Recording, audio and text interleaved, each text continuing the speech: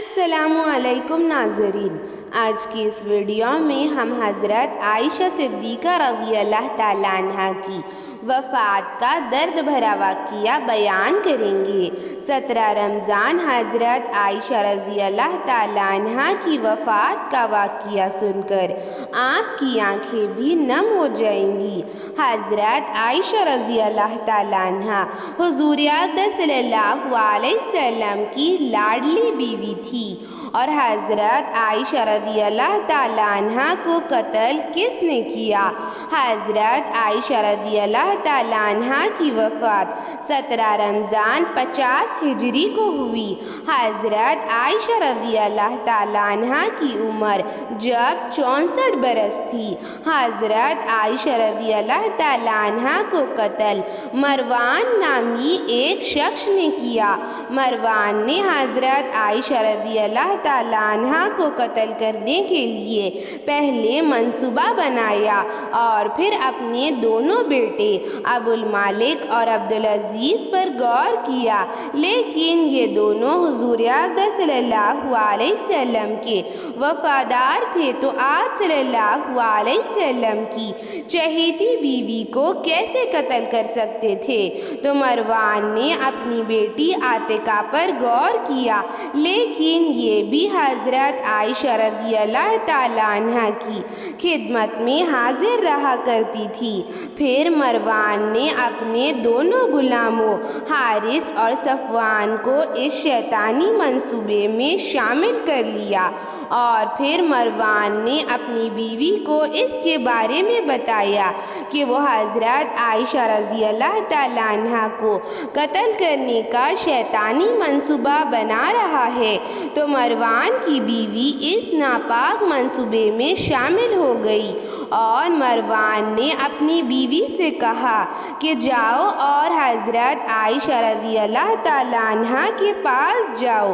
اور انہیں کھانے کی دعوت دے دو تاکہ وہ ہمارے گھر آئے اور ہم انہیں آسانی کے ساتھ قتل کر سکے۔ اور پھر مروان کی بیوی حضرت عائشہ رضی اللہ تعالیٰ عنہ کی خدمت میں حاضر ہو گئی اور پھر انہیں اپنے گھر کھانے کی دعوت دی، اور حضرت عائشہ رضی اللہ تعالیٰ عنہ نے اس دعوت کو قبول فرما لیا۔ دوسرے دن مروان نے اپنے گھر کے آنگن میں اپنے دونوں غلاموں حارث اور صفوان کی مدد سے ایک بڑا گڈھا کھود دیا اور اس میں زہریلے تیروں کو رکھ دیا، اور پھر حضرت عائشہ رضی اللہ تعالیٰ عنہ مروان کے گھر تشریف لائی، اور پھر مروان کی بیوی حضرت عائشہ رضی اللہ تعالیٰ عنہ کے آہستہ آہستہ پیچھے آئی اور پیچھے سے حضرت عائشہ رضی اللہ تعالیٰ عنہ کو گڈھے میں دھکا دے دیا، اور پھر حضرت عائشہ رضی اللہ تعالیٰ عنہ گڈھے میں گر گئی، اور پھر گڈھے میں زہریلے تیر رکھے ہوئے تھے، اور تیر لگنے کی وجہ سے حضرت عائشہ رضی اللہ تعالیٰ عنہ زخمی ہو گئی، اور زخم اتنے گہرے تھے کہ زخم کی وجہ سے حضرت عائشہ رضی اللہ تعالیٰ عنہ بے ہوش ہو گئی، اور حضرت عائشہ رضی اللہ تعالیٰ عنہ کے جسم سے بہت زیادہ خون بہنے لگا، اور پھر مروان کے دونوں بیٹے ابو المالک اور عبدالعزیز آئے اور بیٹی عاتقہ آئی۔ یہ تینوں اس شیطانی منصوبے میں شامل نہیں تھے۔